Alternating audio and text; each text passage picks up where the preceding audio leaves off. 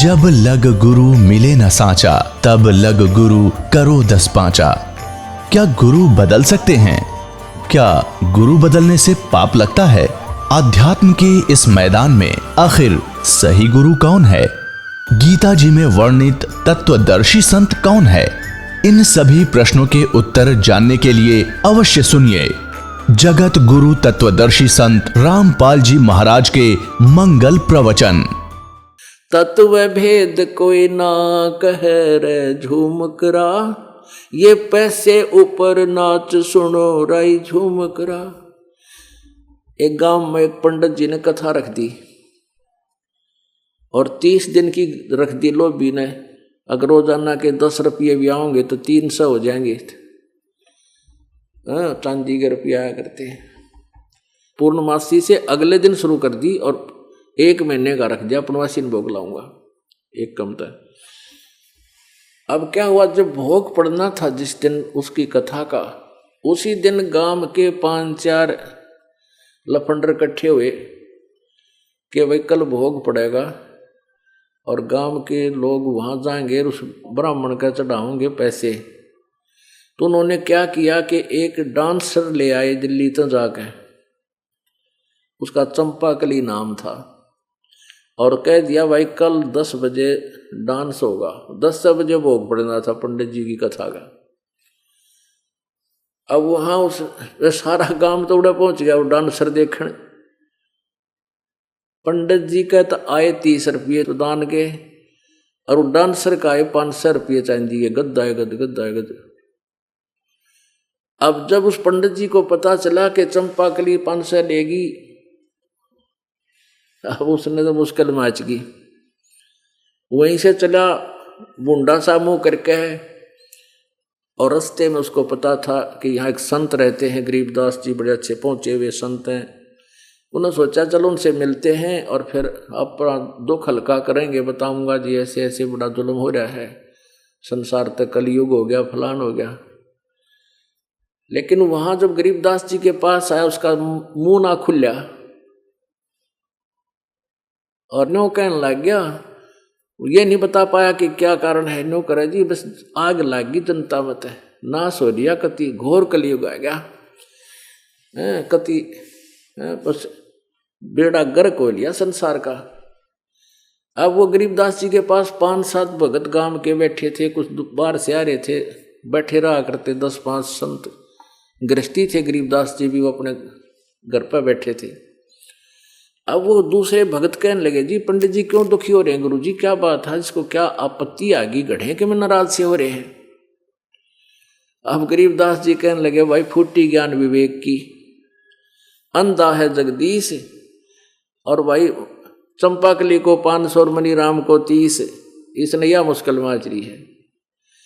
अब वो मुंह का नहीं देखे, वो मनीराम नाम था उस पंडित जी का। अब उसका नहीं देखा कि इनको कैसे पता चल गया भाई मैं क्या समस्या में था, मैंने तो कुछ जिक्र भी नहीं किया। चरणों में पड़ गया। जब गरीबदास जी कहने लगे भाई तू ओरा न तेनू कह है, अब बड़ी दुनिया बिगड़ गई। और तय क्या कर रहा था? अपने अंतःकरण में झांक के देख पंडित जी, तेरी नीति यह थी कि 500 मेरा आ जा, जब तक सारा देश ठीक। बोला जी नो की नो बात से। फिर देखो मैं तेरे और उसमें के अंतर है? कह खेगा तने बेरा नहीं भक्ति का, और करे तू पाठ है तेरे, तू तो कुछ भी ब्राह्मण नहीं है। द्वापर त्रेता सतयुग के ब्राह्मण। जब राजा परीक्षित को कथा सुनानी थी, 7 दिन का पाठ करना था श्रीमद् भागवत का। ये तेरे जैसे पंडित और व्यास जी जैसे जो राइटर है इस भागवत का, कहते वो भी पल्ला झाड़ गया था, क्योंकि 7वें दिन रिजल्ट आना था। 7वें दिन ये पता लग जाना था कि इसने कैसी कथा करी है, किस क्या लाभ हुआ इस राजा परीक्षित को। और फिर राजा था और फिर उसके पता था कि बकवाद तन सही काम हो यार, ठेका ले लिया तने, घड़े भी गए राजा के जो सैनिक हैं, किसी की हिम्मत नहीं पड़ी वहाँ कथा सुना दूं सुखदेव को। अरे तुम 30 दिन की कथा करो, ड्रामे बाजो। अब पैर पकड़ लिया सुमनी राम ने, पंडित ने, नो बोले भगवान को रास्ता बताओ। रास्ता भाई बकवास छोड़, अपना करके खेती खा धंधा और भक्ति कर, मैं नाम दूंगा तेरा पार हो जाएगा, उसका कल्याण हो गया। तो क्या कहते हैं, तत्व भेद कोई ना कह रे झूमकरा, ये पैसे ऊपर नाच सुनो राई झूमकरा। पैसे पर नाच। आजकल के संत पहला ठेका ले ले होगा 20 लाख लूंगा जो सत्संग करनाऊंगा थारे। अपराधी है ये परमात्मा के जो ऐसा काम करते हैं, ये तो संगी है, फिर संत की क्या क्या के हुए। तो ऐसे कहते हैं पैसे ऊपर नाच सुनो रे झूमकरा। तो पुण्यात्माओं, आप जी जैसे ये हवन करते हैं कुछ व्यक्ति, और उससे फाइनल मान रहे हैं कि बस ये काम है, स्वाहा स्वाहा, गेर का पाइया घी और हो गए निश्चिंत। अब परमात्मा कहते हैं 5 यज्ञ है, ये 5 यज्ञ करनी पड़ेंगी। इन 5 यज्ञों से समझो आपके ग्लूकोज का काम पूरा होगा, क्योंकि आप कलयुग में बिल्कुल भक्तिहीन पुण्य कर्महीन हो चुके हो, आप बहुत जीर्ण शीर्ण हो चुके हो, तभी तो आपके ऊपर आपदा तान लाग रही है। एक से एक भयंकर बीमारियां घर कर गई, ना जाने किससे का सुख नहीं, सबका टेंशन हो रही है।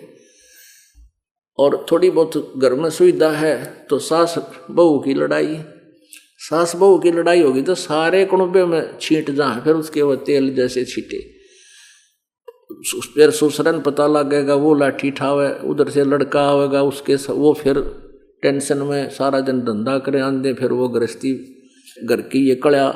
तो पुण्यात्माओं, इस सत भक्ति से, परमात्मा की भक्ति से धीरे धीरे आपके अंदर सहनशीलता भी आएगी और आपके अंदर नुकसान भी घर में हो जाएगा, फिर लड़ाई ना रहेगी।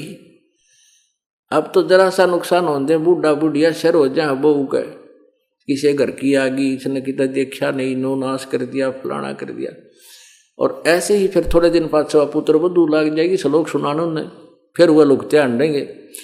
तो ऐसे हमने सारा काम बिगाड़ रखे। और भगवान के सत्संग सुनने से, विचार सुनने से, भक्ति की दृढ़ता हो जाने से पहले फिर कुछ तो ऐसे संस्कार हैं जो वैसे ही दूर हो जाएंगे, हमारी लड़ाई होने की नौबत ना आने देगा भगवान, ऐसी व्यवस्था बना देगा।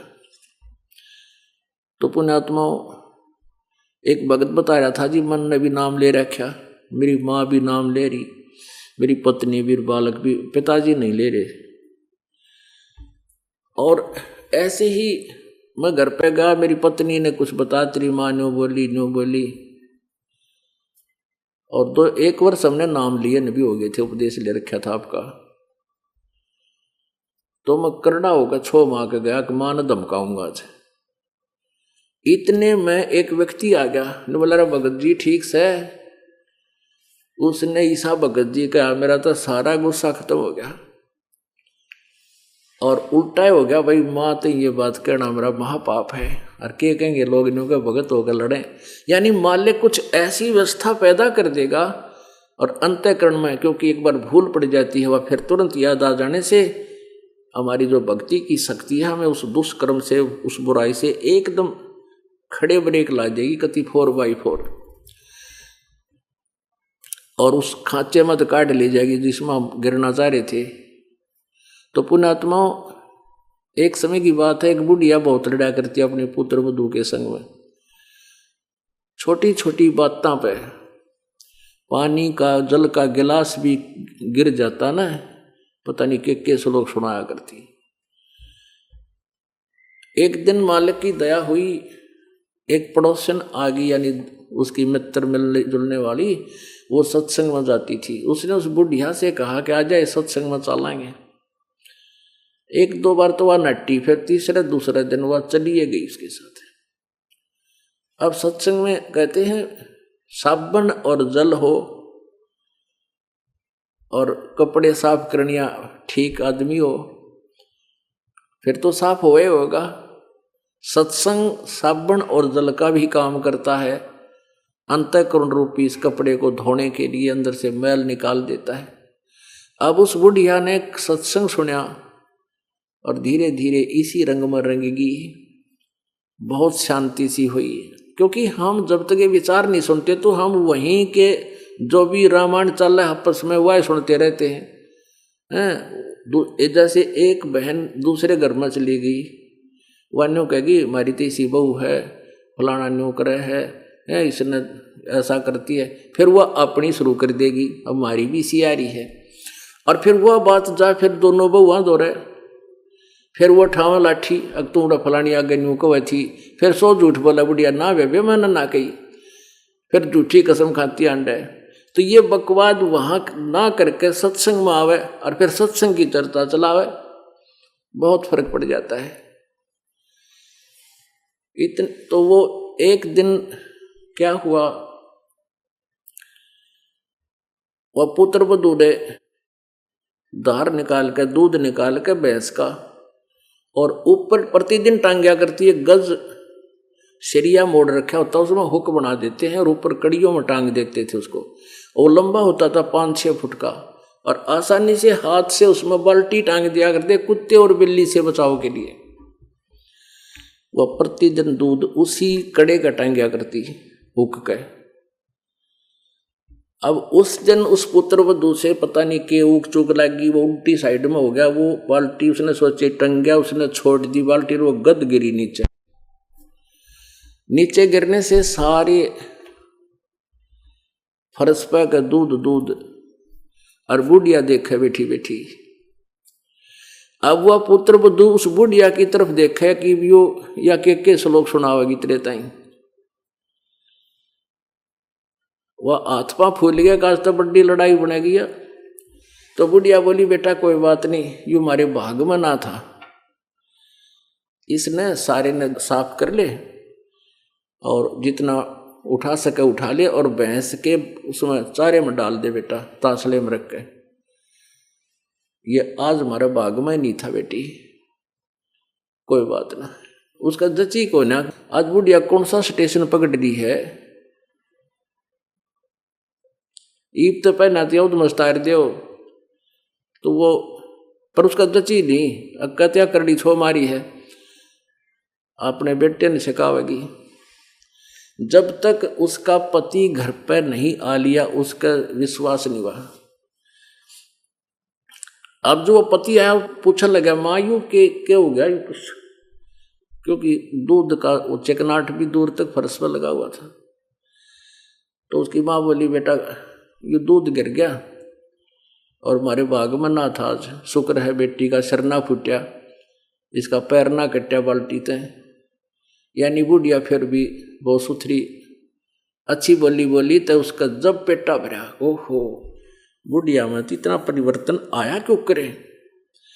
पैर पकड़ दिया अपनी सास के, माँ मेरे से कोई गलती हो तो माफ कर दिए, मैंने भी एक आधी बार आपको उल्ट सुट बोल दिया। तो उसने फिर बात समझ मारी थी, सत्संग इसी का नाम होता भाई, इसका असर है तो सत्संगी है, और आपका असर नहीं है बेशक नाम ले रहे हो और भगत कवाओ, भक्तों जैसे लक्षण नेता भक्त नहीं हो। और अपनी सास में परिवर्तन देखकर उस पुत्र वधू ने भी नाम लिया, उसके पति ने भी नाम ले लिया और पूरे घर का उद्धार हो गया। तो पुण्यात्माओं ऐसे हमने सत्संग में आने से हमारी ये इस तरह की जो समस्याएं हैं इनका भी समाधान आराम से हो जाएगा। धीरे धीरे, एकदम नहीं होता, धीरे धीरे होगा। पर कहते हैं द्वार धनी के पड़ा रहे, धके धनी के खावे, 100 काल जग चोली, फिर द्वार छोड़ नहीं जावे। अब ट्रीटमेंट शुरू हुआ आपका, तो हम फिर उसी प्रसंग पर आते हैं कि जैसे हम साधना करते हैं तो कोई तो एक हवन यज्ञ ही करके अपने आप को संतुष्ट मान लेता है कि हमने बहुत कुछ कर लिया, और कोई एक स्वाध्याय कर लेते हैं, गीता जी का एक अध्याय पाठ कर लिया, या कोई वेद के कोई मंत्र 5-4 याद करके दिन कई बार उनको रिपीट कर लिया। कोई कुछ कर रहे हैं, कोई कुछ कर रहे हैं। तो परमात्मा ने आकर के हमें ये यथार्थ विधि बताई है कि 500 यज्ञ करनी पड़ेंगे आपने। एक यज्ञ है धर्म की, दूसरी यज्ञ है ध्यान, तीसरी यज्ञ हवन की और चौथी यज्ञ परिणाम, और 5वीं यज्ञ है ज्ञान।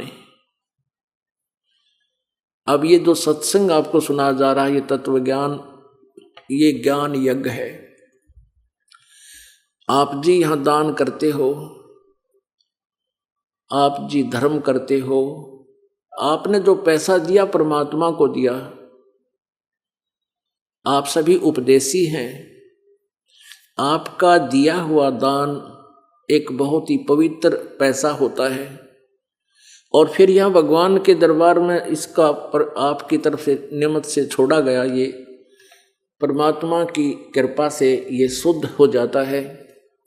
और फिर इस दान से, इस द्रव्य से यहाँ पर आपके लिए, परमात्मा के बच्चों के लिए सब सुविधाएं उपलब्ध कराई जाती हैं।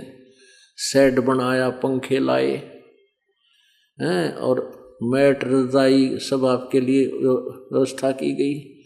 फिर ये भोजन भंडारा, यहाँ पर ये वो पवित्र स्थल है पुण्यात्माओं, शायद इस पृथ्वी पर कहीं ऐसा आहार आपको मिले।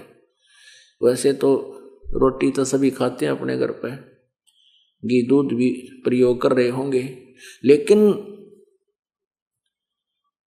गीता जी अध्याय नंबर 3 के श्लोक 10 से लेकर 15 तक कहा है कि जो यज्ञ किया जाता है और यज्ञ से बचे हुए अन्न को जो खाते हैं पुण्यात्माएं, उनके बहुत से पाप नाश हो जाते हैं। यहाँ वो विधिवत साधना है परमात्मा की, शास्त्रानुकूल साधना है, प्रभु को भोग लगाया जाता है। उस बचे हुए अन्न को, प्रसाद को आप जी में वितरित किया जाता है, जिससे जो परमात्मा का यथार्थ विधिवत जो प्रसाद बनता है वो 21 ब्रह्मांड में नहीं है, जो यहाँ सतलोक आश्रम बरवाला के अंदर है। तो ये भोजन आपको प्राप्त होता है। ये हलवा प्रसाद बना रखा है परमात्मा का, सबसे पहले निकाल कर रख दिया जाता है, उनके समर्पित होता है। उसके बाद फिर आप जी को वितरित किया जाता है। यज्ञ से बचे हुए शेष अन्न को जो खाते हैं उसको बहुत पुण्य होता है, उनके बहुत से पाप नाश हो जाते हैं। तो ये वो स्थान है। तो यहाँ आप जी द्वारा दिए गए दान से आपको पुण्य होगा, लेकिन खाने वाले को इस दान की हानि नहीं होगी, इस अन्न के खाने से हानि नहीं होगी। और बगैर किसी, जैसे जहाँ शास्त्र अनुकूल अनुष्ठान नहीं है वो यूजलेस है, और वहाँ अन्न खाओगे तो आपके ऊपर भार बनेगा। परमात्मा कहते हैं खैर चढ़ा ना खा अज्ञानी गूद रे, उसको नहीं खाना आपने। कहीं भी कोई अनुष्ठान कर रहा है वो नकली है, डुप्लीकेट व्यक्ति है, उसके द्वारा किया गया वो यज्ञ ओरिजिनल नहीं है, और उसका अन्न खाने से आप पर भार बनता है, उससे बचना है आपने।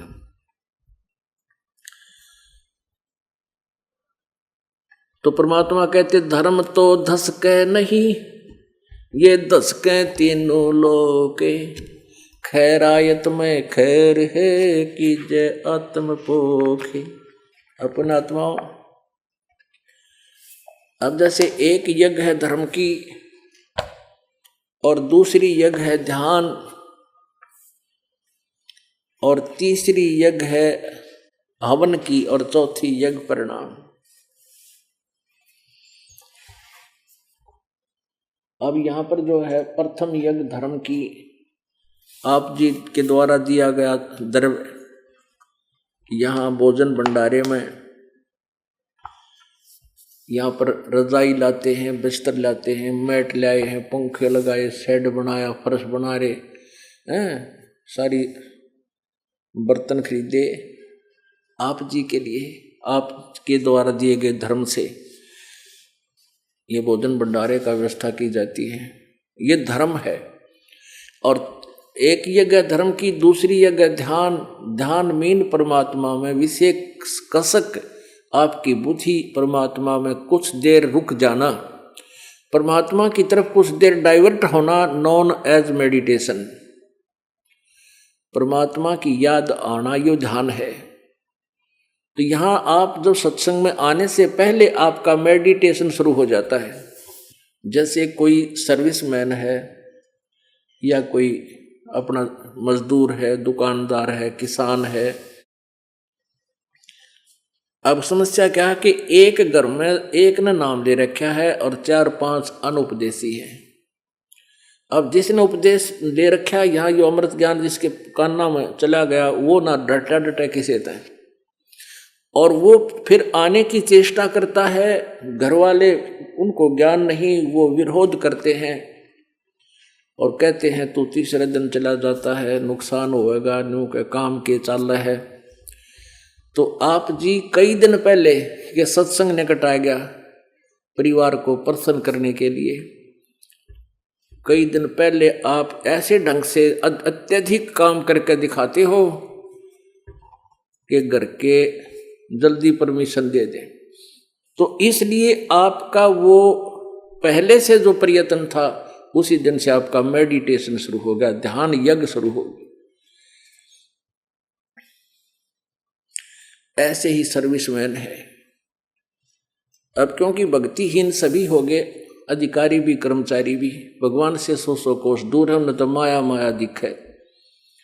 इस दास के साथ भी कुछ दिन ऐसे संघर्ष चला था, सर्विस करता था। तो संत सिपाही और सिंह शेर कहते ये उल्टा कदम नहीं रखा करते, इनका आगे कोई होता है, आगे ही चलते हैं। तो फिर परमात्मा भी थोड़ी सी हमें देखता है कि मेरे वचनों पर कितना खरा उतरता है, फिर उसके रास्तों को खोल देता है। और फिर ऐसा खोला, परमात्मा ने ऐसी दया करी, अब डूंडा उठा दिया। तो ऐसे ही आप जी जिस दिन से छुट्टी लेने के लिए अधिकारी से प्रार्थना करने से पहले उसको खुश करते हो, पता नहीं खूब 2 दिन का काम 1 दिन में करके दिखा देते हैं, ताकि राजी होकर नो कह दे, सैंक्शन दे दे, छुट्टी कर दे। तो ये आपका मेडिटेशन उस दिन से शुरू हो गया। एक यज्ञ है धर्म की, दूसरी यज्ञ है ध्यान, और तीसरी यज्ञ हवन की। यहाँ पर परमात्मा की कृपा, प्रत्येक समागम में 2.5 क्विंटल देसी घी का हवन हो रहा है। लगभग 250 पाठ होते हैं, 3 दिन में एक पाठ के 1 किलो के करीब घी हवन होता है। तो ये सामने हवन हो रहा है। हवन का तरीका सबसे अच्छा बताया कबीर परमात्मा ने। जो एक ज्योति होती है रुई की, 50 ग्राम रुई में 100 ग्राम रुई में 100 भी नहीं लगती होगी, और 2.5 क्विंटल घी का हवन कर देते हैं हम 3 दिन में, कंटिन्यूस दिन रात चलता है। और 2.5 क्विंटल घी का हवन करने के लिए 40 किलो लकड़ी फूंक देते हैं, या स्वाहा स्वाहा, और गिरला कार्बन डाइऑक्साइड बराबर बनती है। एक तो 100 ग्राम रुई की कार्बन डाइऑक्साइड, एक 40 किलो लकड़ियाँ की 20 किलो की। तो ये सबसे आसान तरीका है। और मंत्र मालिक के हम बोलते रहते हैं, पाठ चल रहा है। ये मंत्र उस सूक्ष्म वेद के सच्चिदानंद घन ब्रह्म की वाणी के, यानी वेदों से भी उत्तम मंत्र, उन 4 वेदों से भी उत्तम मंत्र सूक्ष्म वेद के, वो हम बोलते हैं। और चौथी यज्ञ प्रणाम, दंडवत प्रणाम कराते हैं। ये हमारे अंदर जो अभिमान है, ये शत्रु है हमारा, और जब तक हम अधीन नहीं होंगे भगवान निकट नहीं आता। अधीन बनाने के लिए इस मन दुष्ट को ये दंडवत प्रणाम कराया जाता, ताकि ये इस माटी को माटी समझ ले। अब हम शुरू में गए और वहां देखा दंडवत करते, उल्टे जा बैठे कलो अग्नो थोड़ा पड़ा जा है। फिर धीरे धीरे ज्ञान होया, अरे तेरा गजब होइयो, अकल न रंग मार जा, बांगा मुंह हो जा, नूर मुंह माखी लकड़े बढ़े, फिर की जा गया बकवाद मरोड़ती। यानी ऐसी वचनों के चोट लगे, मिट्टी को मिट्टी समझ लिया और सफल हुआ काम। तो इस परमात्मा के पाने के लिए जो हमने रिहर्सल करनी है, जो प्रैक्टिकल करना है, वो यहाँ करना पड़ेगा। जैसे बच्चा मिलिट्री में सिलेक्ट हो जाता है, अब वहाँ उसकी अपॉइंटमेंट हुई है तो उसके लिए वो सारी क्रिया कराओगे जिसमें फिट हो। उसको ऐसे ऐसे ऐसे भी चलाएंगे, उछाल कूद कराओगे, रस्सियाँ पर का कुदाओगे, रस्सा पकड़ कर चढ़ाओगे। वो इसलिए कर रहे हैं कि जब शत्रु से सामना होगा यूं मार ना खा जा, तो आपको यहाँ वो फौज वाली ट्रेनिंग समझ लो दी जा रही है कि हमारी फिर यहाँ से जब चलेंगे यमदूतों के साथ हमारा मुकाबला होगा और कहीं हम फिर मार ना खा जाएं। अहंकार हमारा सबसे बड़ा शत्रु है। एक अजाजिल नाम का एक भक्त था और उसके गुरु ने बता दिया कि जितनी प्रणाम करेगा उतना ही तेरी एक यज्ञ बन जाएगी। उसने 11 अरब प्रणाम दंडवत की और पुण्यात्मा जैसे खेत में बीज ना बो रखा हो और खाद पानी डालते रहो, कुबाड़ जम जाएगा उसमें और दिखे भी को ना इतना भरा भरा हो जाएगा पर वो यूजलेस होगा। हमने गेहूं बोया को ना, खाद पानी डालते रहे, तो ये केवल यज्ञ जो कर करके इन्होंने शक्तियां प्राप्त कर ली, उनमें भी ये आध्यात्मिक कुछ शक्ति आ जाती है लेकिन वो यूजलेस होती है। तो विष्णु जी के लोक में गया, विष्णु का उपासक था, विष्णु जी को साक्षात मानकर उसकी मूर्ति को प्रणाम करता था। तो उसके लोक में गया तो वह परीक्षा लेनी चाहिए कि ये इस परीक्षा में सफल है या असफल। उसने कहा विष्णु जी ने कि तू अजाजिल अपने वचन से एक व्यक्ति तैयार बना दे, उत्पन्न कर दे, तेरे में इतनी शक्ति आ गई है। उसने कहा भगवान मैं कैसे करूं, विधि बताओ कि तूने कह दे नर भवय। उसने कह दिया नर भवय। सामने कहते हैं एक युवा लड़का 20-22 वर्ष का प्रकट हो गया और विष्णु जी ने कहा कि ये तेरा वचन का पुत्र हो गया, देख तेरे वचन से इतनी शक्ति है तेरी भक्ति में। और फिर कहा कि अजाजिल इसको प्रणाम कर दंडवत। अजाजिल नो आकड़ गया कि नहीं करूं, ये तो मेरा बेटा है। पुत्र को कभी प्रणाम करते हैं, बेइज्जती हो जाए, नाश हो जाए इज्जत का। अब विष्णु जी ने कहा प्रणाम करो ऋषि जी। अकना बेटे ना करूं। अच्छा भाई ये बड़ा साग होया। अब प्रणाम का अर्थ क्या था, हमारे अंदर से गंद निकले, यूं एम निकले और आज वो ज्यों का त्यों। भगवान ने सोचा विष्णु जी ने कि इसकी बनाई बनाई कमाई बिगड़ेगी नालायक की, और उसने एक विधि सोची।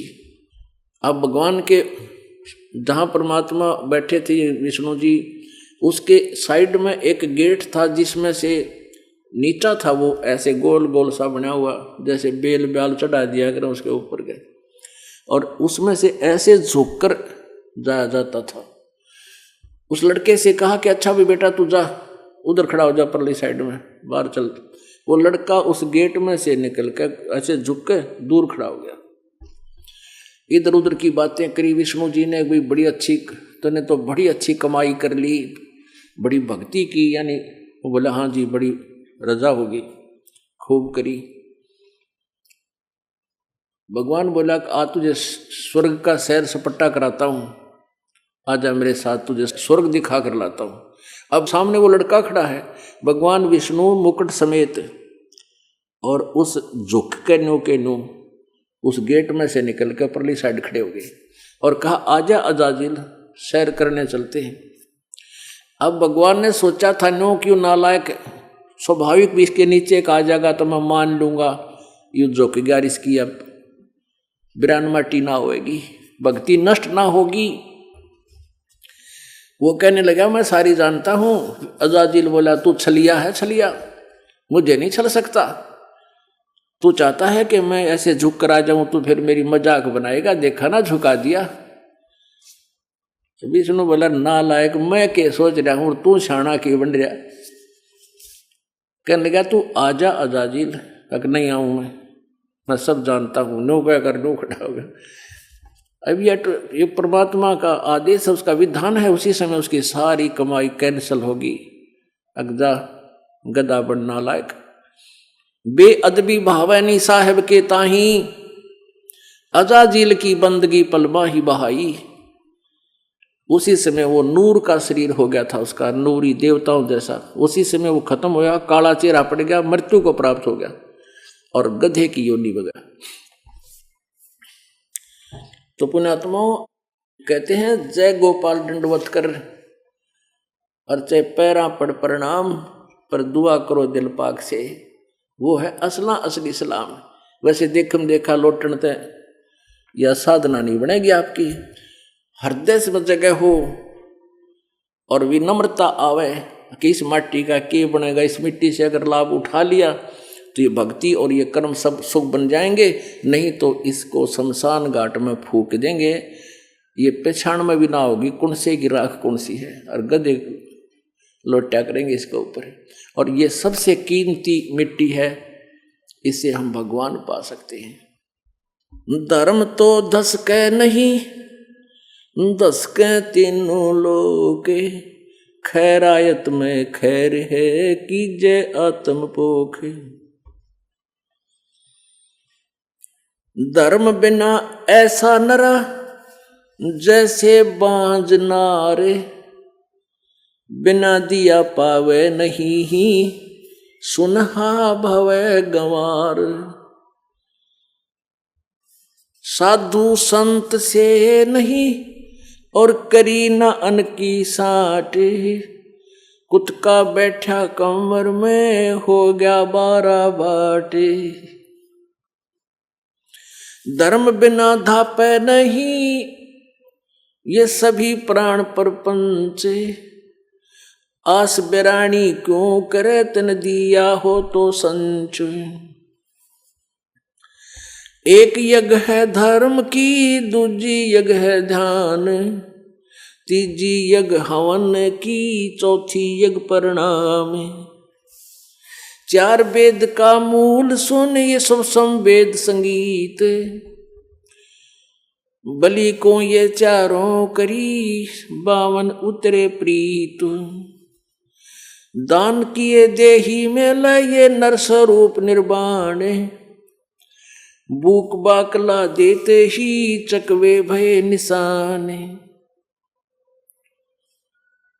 राजा की बांधी होती है रोटी देत हमेश, चक्र भय दहु दिशा जीते जंग नरेश। इंद्र भय है धर्म से यज्ञ है आद जुगाद, शंख पचायन जद बजे है पंच 81 साधु। दान वित समान है ये टोपी कोपीन टूक, या से लघु और क्या कहूँ हूँ साग पतर गई भूख।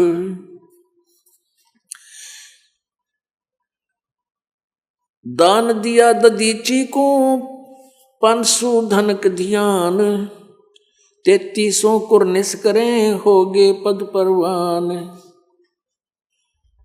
पीतांबर को पाड़ के द्रौपदी दीने लीरे, अंधे को पीन कसी धनी कबीर बधाए चीर। दान ज्ञान प्रणाम कर होम जो कर है हेत, यज्ञ 5वीं तुझे कहूँ ये ध्यान कमल सुर सेत। धर्म कर्म जग कीजिए कुए बाय तालाब, इच्छा अस्तल स्वर्ग सुर सब पृथ्वी का रावे। भूख्या भोजन देते हैं कर्म जग जो नारे, 100 गज फीलों चढ़त हैं पालकी कंद कहारे। कुए बाय तलावड़ी ये बाग बगीचे फूले, इंद्र लोगण की जिए ये परे हिंदोलों झूले। जति सती इंद्री दमन ये बिन इच्छा बाटनते, काम देनु कल्प वृक्ष पद तास बार दूजनते। स्वर्ग नंदनी दरबंध है बिन इच्छा जो नारे, गण गंधर्व और मुनि जन 3 लोक अधिकार। पति भरता नारी घरों आन पुरुष नहीं ने, अपने पति की बंदगी ही दुर्लभ दर्शन ये।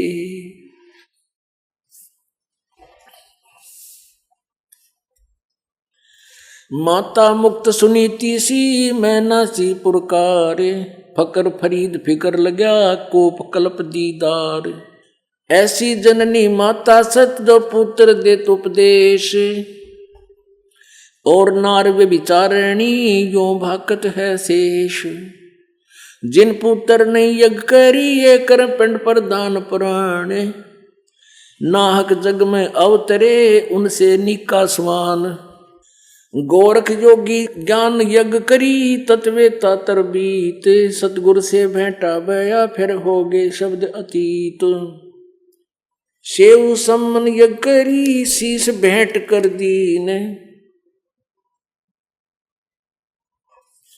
सतगुरु मिले कबीर से शीश चढ़े फिर सीन। कबीर यज्ञ जैसी करी ऐसी करे न कोय, 9 लाख बॉडी विस्तरी ही केसो होए। अपना आत्मा परमात्मा हमें बताते हैं कि धर्म तो 10 का नहीं 10 के 3 लोक, और खैर आयत में खैर है कीजिए आत्म पोख। अब इसमें बहुत से प्रमाण दिए हैं जो बहुत गूढ़ रहस्य हैं। क्या बताए हैं कि जैसे सत साधना आपके पास नहीं है और आप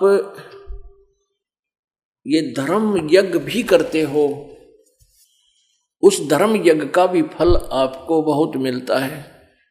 और उस धर्म को कैसे करे, बिन इच्छा जो देत है सो दान कहावे, और फल बाँचे नीतास का अमरापुर जावे।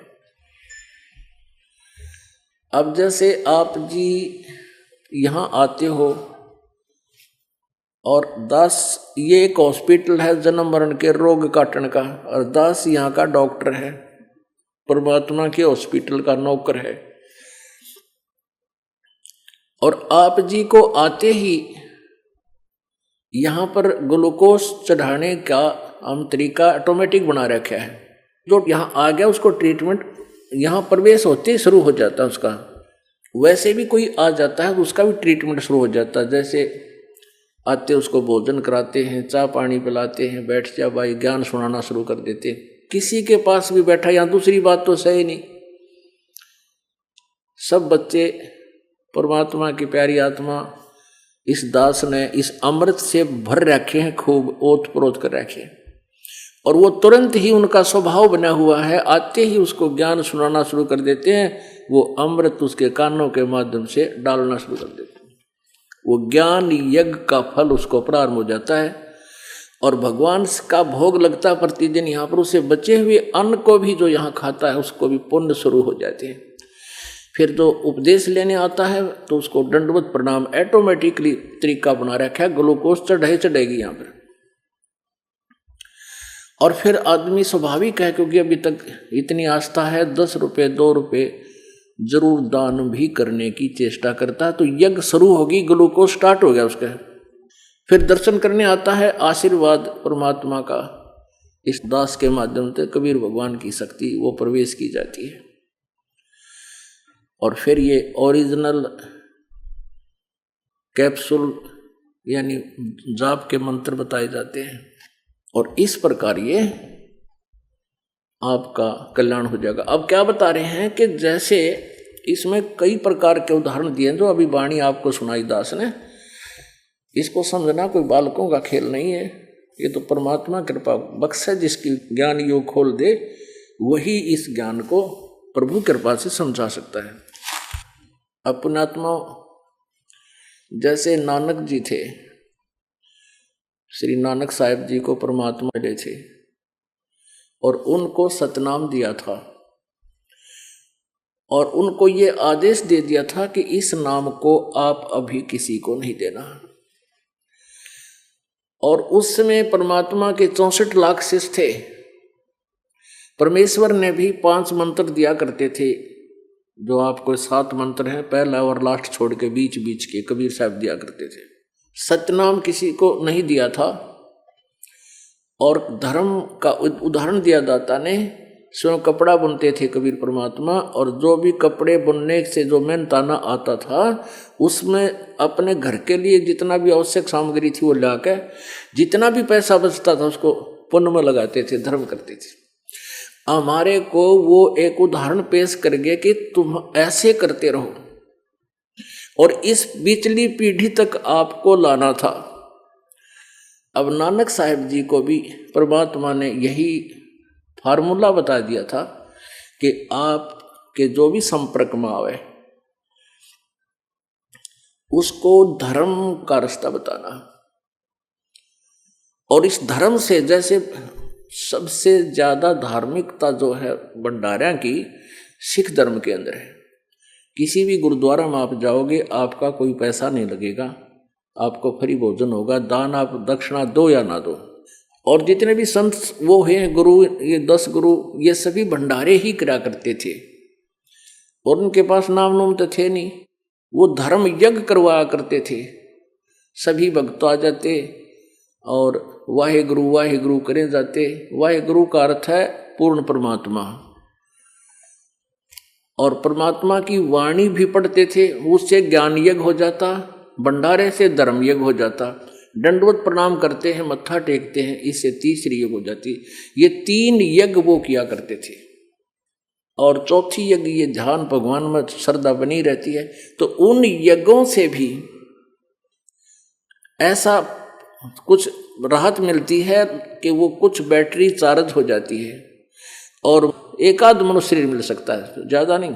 उनको मिल सकता जिन्होंने पहले परमात्मा के संग या परम संत के साथ कभी कोई भक्ति कर रखी हो, उस मंत्र की। जैसे 5 मंत्र भी दिए जाते थे, इनसे भी मनुष्य जीवन आपके बनते रहते थे, और आशीर्वाद से भी आपको परमात्मा ने भक्ति युक्त कर रखा था 600 साल पहले। अब वही आत्माएं हैं जो कुछ सिख धर्म में, कोई हिंदू धर्म में, कोई मुसलमान धर्म में, सब में डिस्ट्रीब्यूट कर रखी काल ने। उस कारण से उनके धर्म करने से उनका जो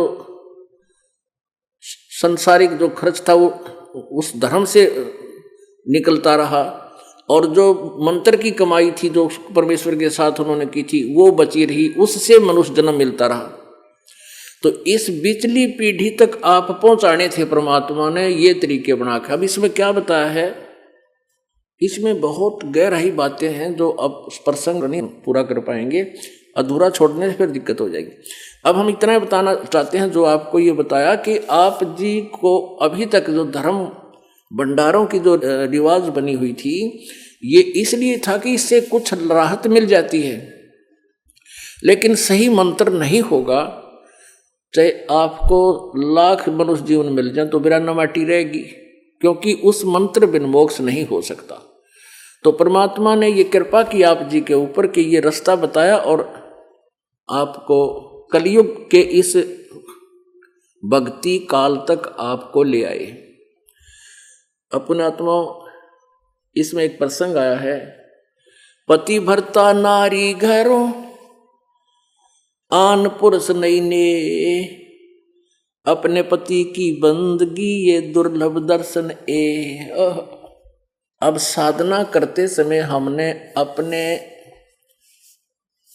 परमात्मा के प्रति पतिव्रता बनना पड़ेगा। हम पतिव्रता पद से गिरने से काल के जाल में फंस गए। सतलोक के अंदर हम अपने परमात्मा को छोड़कर इस नकली भगवान काल को चाहने लगे, और उस भयंकर गलती का दुष्परिणाम आज हम भोग रहे हैं। अब हमने वहां जाना है, तो उसी स्थिति में फिर आना होगा, काल से मन हटाना होगा। या हर चीज काल की जो भी कच्चे खिलौने हमने ये, इनकी इच्छा मिट जानी चाहिए। वैसे तो भगवान जो देगा ठीक है, हमने जब तक टाइम पास करना है वो कार दो, कोठी दो, ना दो, बेटा दो, बेटी दो, ना दो, कोई दिक्कत नहीं। वो हमारे हित में जो होगा वही आपको करा होगा भगवान। क्योंकि जब मरीज डॉक्टर के हॉस्पिटल में पहुंच जाता है, फिर वो मरीज की नहीं चल रहा है, डॉक्टर की चल रही, जो वो करेगा उसके हित में वो फाइन ठीक ही होगा। तो ऐसे बाप आगे परमात्मा के हॉस्पिटल में और आपके जन्म मरण का रोग काटने के लिए जो भी आपके हित में होगा वही होगा। मरीज तो पता नहीं के डिमांड करे, मुझे फलानी चीज दे दो खान में, हैं? अब बीपी आई हो और हलवा मांगे देसी घी का, डॉक्टर अलाउड नहीं कर सकता, क्योंकि वैसे तो बहुत अच्छा है, चाह भी है, देखे पास दिल भी करे खाने, पर नहीं, उसका उसके लिए विष है। तो ऐसे ही जो डिमांड आप जी करोगे, यदि आप मोक्ष चाहते हो और काल के जाल में रहना है या मरना चाहते हो तो खा ले लुआ, और नहीं तो भाई मोक्ष चाहते हो, रोग कटवाना चाहते हो तो अपने हिसाब से खिलाए जाएंगे, तुम्हारे को जो भी खिलाना होगा परमात्मा वही देगा। हम काल के जाल में फंसे पतिव्रता पद से गिर जाने से, और फिर हमने अब अपने परमात्मा पर उसी स्थिति में आना पड़ेगा। कैसे आना पड़ेगा? हमने अपने कबीर परमात्मा के अतिरिक्त किसी भी देवता के सामने कोई डिमांड नहीं करनी, अपने घर की, सुख की, किसी सुविधा की। पतिव्रता जो होती है वो अपने पति के अतिरिक्त किसी अन्य, चाहे कोई सोने का बन के खड़ा हो जाए, उसकी आस्था नहीं बन सकती, उसका स्वभाव ऐसा होता है। और पतिव्रता का अर्थ ये भी नहीं होता कि वो अपने पति के अतिरिक्त औरों के साथ फिर खींचातानी रखे। अब जैसे एक घर में लड़की पत्नी रहती है, उसका पति है, सास ससुर जेठ देवर, पूरा जो है फैमिली होता है, रिश्तेदार भी आते हैं। तो अच्छे घर की लड़की सबको यथोचित आदर देती है, सबका सत्कार करती है, विनम्र मृदु भाषी होती है। लेकिन जो श्रद्धा उसके अपने पति में होती है वो किसी में नहीं हो सकती। अब जो श्रद्धा, जो आस्था, जो समर्पण अपने पति में उसका होता है वो उनमें नहीं हो सकता, और सबके साथ आदर और सत्कार और प्यार से रहती है। जब वो भिन्न होती है, जब अलग होते हैं, वो अपने हिस्से के चम्मच तक भी उठा ले जाएगी, अपने कमरे में धर लेगी उठा के, अपने पति के संग चली जाएगी, उनकी तरफ झांके भी नहीं। तो पुण्यात्माओं, हम यहाँ इस काल के जाल में रह रहे हैं। यहाँ ब्रह्मा विष्णु महेश, ये जितने भी देव हैं, ये अपने ही भाई बहन हैं, नाती हैं। अभी यहाँ ये प्रधान बना रखे हैं, हमारा इनके साथ कोई द्वेष नहीं है, इनका भी सत्कार करना है, लेकिन हमारी आस्था इनमें उस पतिव्रता की तरह कभी नहीं हो सकती। और जब हम यहाँ से चलेंगे, न्यारे होंगे इनते, जब हम इनसे अलग होंगे यानी सतलोक को चलेंगे, तो अपनी पाई पाई हर एक सारा भक्ति कमाई साथ ले चलेंगे, इनका नहीं झांका भी को नहीं। लेकिन जब तक हम सह परिवार में हैं, ज्वाइंट फैमिली में हैं, हमारा फर्ज नहीं बनता राड पैदा करें। परमात्मा कहते हैं, तीनों देवा दिल में बसे, ये ब्रह्मा विष्णु महेश, प्रथम करो इनको बंदगी, फिर सुन सतगुरु उपदेश। तीनों देवा दिल में बसे माने आदरणीय हैं, और पहले इन्हीं का सत्कार करो, क्योंकि प्रथम मंत्र यहीं से प्रारंभ करते हैं। लेकिन सुन सतगुरु उपदेश, फिर जो वास्तविक ज्ञान गुरु बताता है उस पर ध्यान देना। अब गीता जी अध्याय नंबर 13 में कहा है कि जो अव्यभिचारिणी भक्ति करते हैं वो परमात्मा को प्राप्त होते हैं। व्यभिचारिणी भक्ति हम करा करते, पहले हनुमान मिल गया जय बजरंगबली की, दादा श्याम जी का जय दादा श्याम जी की, मेरा करिए बेड़ा पार, और कदे शेरा वाली करिए बेड़ा पार, भगवान विष्णु करिए बेड़ा पार, शंकर भगवान दिए मेरती फलानी भक्ति वो धन। तो हम इन सब के आगे अपनी जो है ना याचना करते थे, हम व्यभिचारिणी भक्ति कर रहे थे। अब हमने अपने पति का पता लग गया, कबीर हमारा सबका मालिक है, सबका स्वामी है। अब हम उस पति से जुड़ गए, हमारी सगाई होगी। अब हमने अपने पति के अतिरिक्त किसी भी देव का याचना नहीं करनी, क्योंकि याचना करेंगे समर्पित कर दिया। एक के साध्य सब सदै, सब साध्य सब जावे, माली सींचे मूल को, फिर फले फूले अगावे। फिर परमात्मा बताते हैं, जो ऐसा जब हो जाएगा, वो कैसी भावना हो तेरी। कहते हैं, पतिव्रता सो जानी ये जो एक पुरुष से रात है, निर्दावे निर्भरता ना दूजे से बात। पतिव्रता सो जानिए एक पुरुष से रात, रत माने लीन। पतिव्रता वो जानिए जो केवल एक पुरुष से संबंधित है, यानी अपने पति से। और निर्दा व निर्भरता, किसी के साथ कोई द्वेष नहीं रखती। और ना दूजे से बात, यानी अपने पति सतर की बात वो किसी और से नहीं कर सकती। घर आंगन एक सारे है, वचन उल्लंघना होई।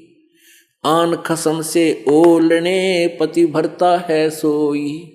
अब देखो, दोनों व्यवहारिक और आध्यात्मिक की एक ही वाणी में दोनों ही आपके समक्ष उदाहरण होंगे।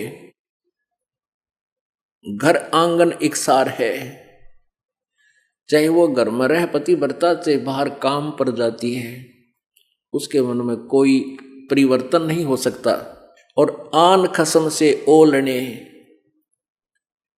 उससे बचाव करती है, पतिव्रता है सोई।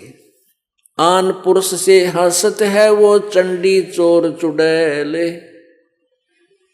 जिनसे क्या घर बास है वो घर में बसे घुड़ैले। कहते हैं आन पुरुष से हंसत है वो चंडी चोर चुड़ैल, और कहते हैं उससे क्या घर बसेगा, वह घर में बसे घुड़ैल, भूतनी है वह। अब यहाँ परमात्मा हमें ये याद दिलाना चाहते हैं कि एक कबीर परमात्मा ने छोड़ के आपकी श्रद्धा, आपका भाव किसी भी देव में बनता है, तो परमात्मा कहते हैं उसकी हमने जरूरत को ना। तो उस औरत को जो दूसरे से बातें करती है पति सतर के, फिर वो घर में रखने जोगी को ना, तो परमात्मा हमसे रूस जाएगा। सो कर्मी घर में रहे, पतिव्रता सो नारे। आन पुरुष से कर प्रीतड़ी, ना रखिए घर बार। पतिव्रता सुनी नहीं, ये रखवाले हैं राम। कल्प वर्ष करुणामयी वो चौकी आठों जावे। कहते हैं जो एक परमात्मा कबीर जी पर आश्रित होगी आत्मा, कहते हैं फिर पतिव्रता सुनी नहीं, रखवाले हैं राम। वो कबीर परमात्मा उसके रखवाले होंगे, पल पल पर साथ रहेंगे। और कल्प वृक्ष करुणामयी, वो कल्प वृक्ष का काम करेगा दयालु भगवान। और चौकी आठों याम, यानी हर समय उसकी एक एक पल की खबर रखेगा भगवान, कोई आपत्ति ना आ जाए मेरे बच्चे पे। पतिव्रता पानी चली, पन ही नाही पाए। वस्त्र अंग विनंग है, वो आप देत उठाए। पतिव्रता जमी पर जो धर है पाँव। समर्थ झाड़ू देते है, ना काटा लग जावे। कहते हैं वो पतिव्रता, यानी जैसे परमात्मा कबीर जी के अतिरिक्त आपकी किसी अन्य देव में सपने में भी इच्छा नहीं जागी, तो आप पतिव्रता पद पर आ गए। और कहते हैं फिर आप जीवन रूपी सफर में, आप अपने जीवन रूपी सफर में जो धर है पाव, यानी अपने सफर में, जीवन रूपी सफर में आप चलते हो। और कहते समर्थ झाड़ू देते हैं आपके जीवन मार्ग में। यदि आपके ऊपर कोई आपत्ति आने वाला पाप का दंड है, उसको मालिक बुहार देता है। उस पाप के दंड को नाश करता आगे आगे झाड़ू देता चलता है, तेरे सुख देने के लिए, तेरा दुख निवारण करने के लिए। तुझे पता भी नहीं लगने देता तो कि आपत्ति आनी थी, और परमात्मा उसको इन एडवांस खत्म कर देता है। पतिव्रता जमी पर जो धर है पाँव। समर्थ झाड़ू देते है, ना काटा लग जावे। पतिव्रता भूखी रहे, वहां समर्थ घर सोचे। ऐसी पति की स्त्री के काल कर्म हो मोक्ष। पतिव्रता बतिया करे, आन पुरुष मुख जोड़े। साहेब बहुत रिसाते है, वो पल में बैठे तोड़े।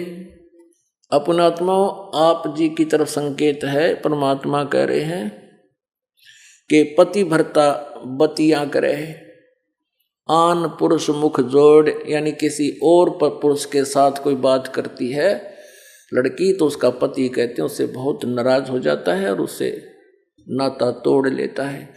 ये उदाहरण दे रहे हैं कि पूर्ण परमात्मा को छोड़कर, अपने मालिक को छोड़कर हम किसी अन्य देव से, हृदय से भी कोई डिमांड करने की चेष्टा करेंगे तो कहते हैं साहिब बहुत रिसात है। परमात्मा बहुत गुस्सा करता है, दुखी होता है और आपको पल में बैठे तोड़ आपको रिजेक्ट कर देगा। अब परमात्मा कहते हैं कबीर जी, 100 वर्ष तो सतगुरु पूजा, एक दिन आन उपासी, वो अपराधी आत्मा फिर पड़े काल की फांसी। 100 वर्ष भी आप इस सत साधना को कर रहे हो और एक दिन आपने आन देव की पूजा कर ली, अन्य देवता की, कहते हैं वो अपराधी आत्मा फिर पड़े काल की फांसी। आपका नाम खंड हो जाएगा। नाम खंड होने से फिर आपका धीरे धीरे यहां से मन हट जाएगा और 100 कोस दूर चले जाओगे। और जब तक ये आपका नाम खंड नहीं हुआ तब तक जो सत साधना कर ली वो बहुत धन आपके पास हो गया। और आप जी यहाँ ना भी आओगे, नाम भी नहीं जपोगे, बकवाद भी शुरू कर दोगे तो भी आपके लगातार सुख होते रहेंगे, क्योंकि आपकी बैटरी चार्ज हो चुकी है और वो मनमाने कई हजार युगों तक आपको लाभ दे सकती है और फिर आखिर में गधे का गधा। तो इस प्रकार परमात्मा कहते हैं 100 वर्ष सतगुरु की पूजा, ऐसी सत साधना और एक दिन आन उपासी, वो अपराधी आत्मा पड़े काल की फांसी। तो हम जिस सतर से यहाँ गिरे थे हमने उसी सतर पर आके परमात्मा पाना है और हमने अपने मालिक कबीर के अतिरिक्त किसी आन उपासना को नहीं करना है, ऐसे हमारा मोक्ष होगा। बोलो सतगुरुदेव।